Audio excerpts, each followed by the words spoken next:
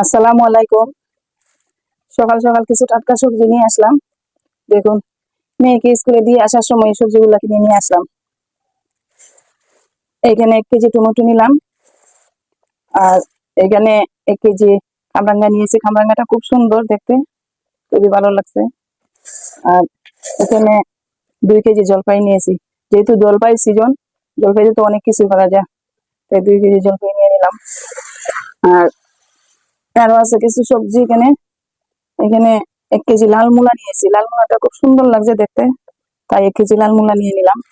আর এখানে 2 হালি সাদা মূলা নিয়েছি, কিন্তু মূলা আমার মেয়েরা পছন্দ করে না, তারপরেও নিয়ে নিলাম, আমরা তো খাই। আর এই যে এখানে 1 কেজি শিম নিয়েছি। এই শিমটা দেশি শিম, শিমটা খুবই ভালো লাগে, এই আর কি। আর বর্তমানে তো সবজিগুলা সবকিছুই দর, আমাদের মধ্যবিত্ত ফ্যামিলির জন্য অনেক টাফ ব্যাপার। কি করবো, তারপরে তো খাওয়া লাগবে, পেট যেমন আছে। আর ভিডিওটা ভালো লাগলে লাইক কমেন্ট শেয়ার করবেন, আমার পাশে থাকবেন, আমিও আপনাদের পাশে আছি। এই আর কি, আজকের ভিডিওটা এই পর্যন্তই।